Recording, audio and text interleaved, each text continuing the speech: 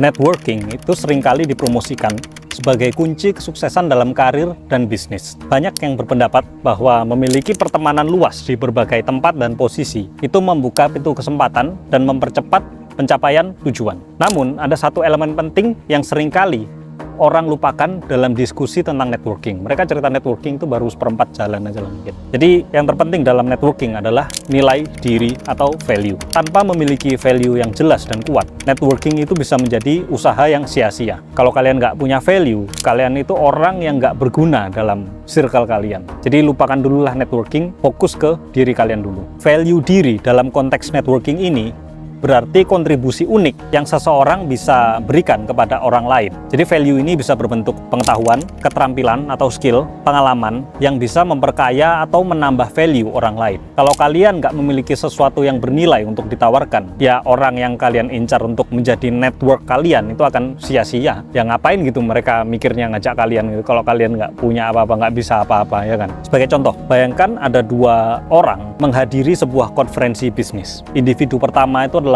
seseorang profesional yang punya pengalaman 10 tahun di bidang teknologi dengan berbagai pengetahuan dan achievements-nya dia. Individu kedua adalah seseorang yang baru memulai karir tanpa pengetahuan, nggak belajar dulu, atau nggak punya skill juga, dan nggak punya value apa-apa. Jadi meskipun kedua individu ini mungkin bertemu dengan orang yang sama, punya kedekatan yang sama, atau bahkan individu kedua mungkin lebih dekat secara emosional, sudah pasti individu pertama yang akan mendapatkan lebih banyak peluang, karena mereka memiliki value yang bisa ditawarkan kepada jaringan mereka. Jadi networking ini bukan hanya soal mengenal dan dekat dengan seseorang atau banyak orang, jadi melainkan tentang pertukaran value. Lu kasih gua apa, gua kasih lu yang lu mau gitu. Dalam hubungan baik bisnis, profesional, dan personal yang sehat, itu selalu ada timbal balik yang saling menguntungkan satu sama lain.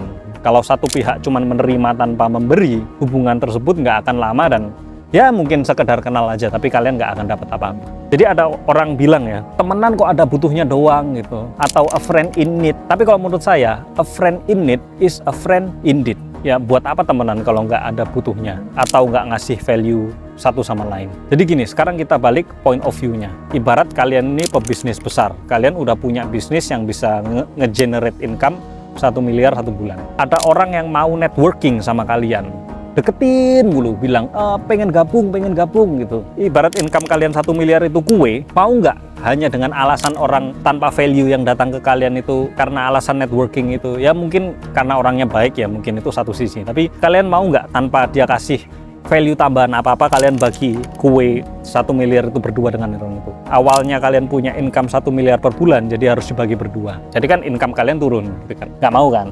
Sekarang coba misal kalian punya bisnis income 1 miliar per bulan. Lalu ada orang yang punya value dan bisa menambah value bisnis kalian, dan income kalian otomatis berkembang menjadi anggap 2-3 miliar per bulan. Apakah kalian mau ajak dia bergabung? Ya jelas mau gitu.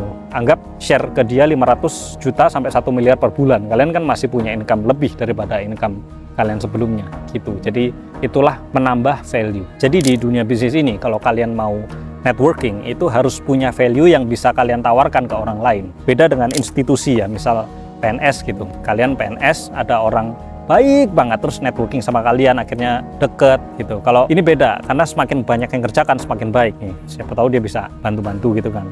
Jadi beda dengan pengusaha karena ada kue yang harus dibagi. Jadi pertukaran value dalam networking ini bisa diibaratkan seperti perdagangan. Bayangkan Anda mencoba berdagang tapi nggak punya barang dagangan apapun untuk ditawarkan. Nggak peduli seberapa banyak orang yang kalian kenal di pasar, kalau kalian nggak punya barang bernilai yang bisa ditawarkan, ya kalian nggak dapat apa-apa gitu kan. Jadi membangun value diri ini bukan sesuatu yang terjadi dalam semalam yang jadi bahwa punya value, itu enggak. Jadi ini proses panjang, membutuhkan waktu, usaha besar, dan konsistensi.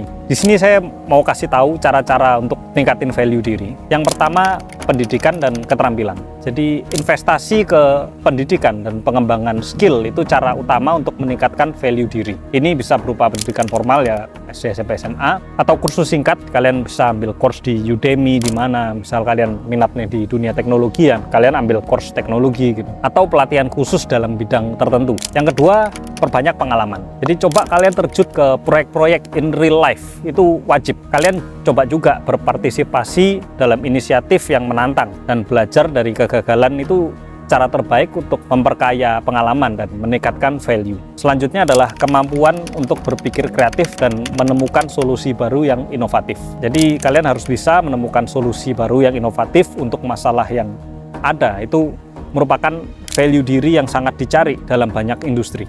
Jadi dan juga kreativitas itu seringkali menjadi pendorong utama dalam pengembangan produk baru. Nggak cuma produk baru ya, campaign marketing itu juga perlu kreativitas dan juga strategi bisnis.